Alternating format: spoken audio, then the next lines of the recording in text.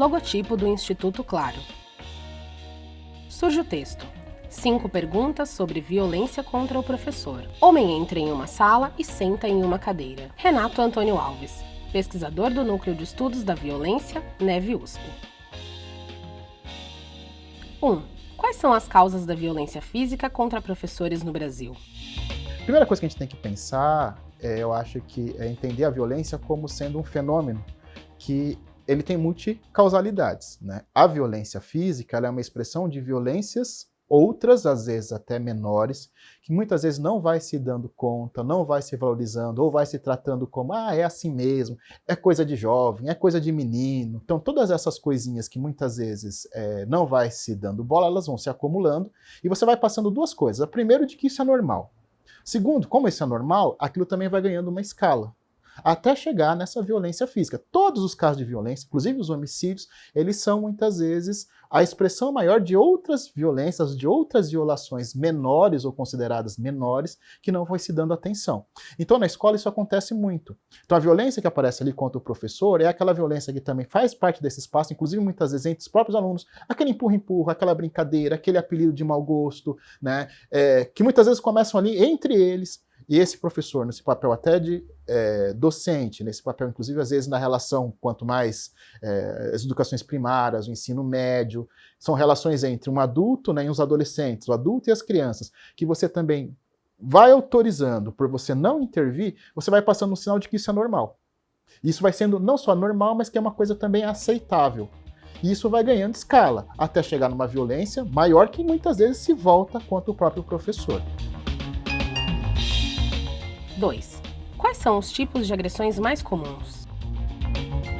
Olha, assim, qualquer agressão física, né, que seja, né, de um empurrão até uma agressão que machuque e, no caso mais grave, gere a morte, elas são graves, qualquer uma delas. Violência são coisas muito diferentes e exigem estratégias também diferentes para diferentes coisas, inclusive para saber qual é a magnitude do problema. Sei lá, vamos supor, né, você tem 10% de agressão física e 90% de outras formas de agressão ao professor, todo mundo já pensa que tá todo mundo batendo no professor nas escolas, que também não é verdade, desculpa.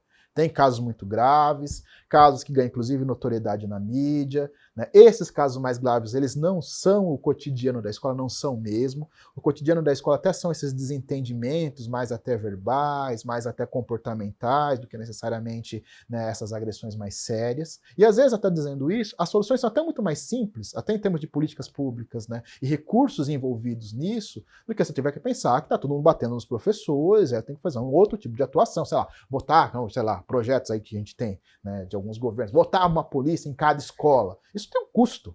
Tem um custo para a sociedade fazer isso. Porque muitas vezes é isso, você superdimensiona, né, um problema, né, e coloca um remédio que é super... Você vai matar o paciente. Mas também tem aquelas que não são físicas e que são tão dolorosas, né, na vida de qualquer pessoa, inclusive do professor, que vão deixando marcas que vão dar ali no que a gente vê hoje dentro da própria escola. Então, caso dos professores com problemas psicológicos e, quiçá, até psiquiátricos muito graves, que muitas vezes não sofreram agressões físicas, né, dessas mais contundentes. Agora, o que é mais grave, se a gente pensar nisso, é um ambiente onde a gente tem gente formando gente. Como é que a gente pode formar gente, ou que gente a gente forma, num contexto como esse?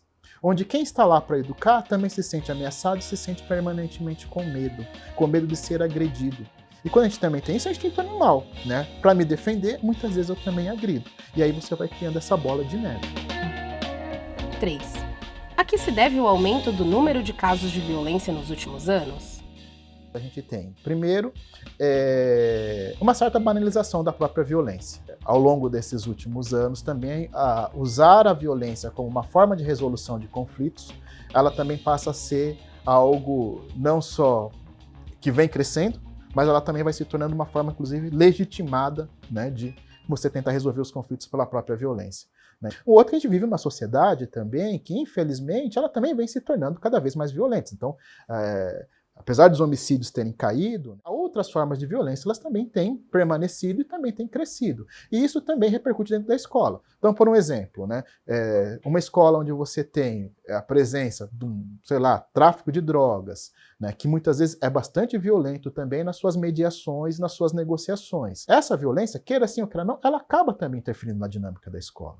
Porque ela passa também a ser uma linguagem, inclusive, de sobrevivência dentro daquele contexto. Junta-se a isso a perda, né, dessa autoridade também que o professor tinha.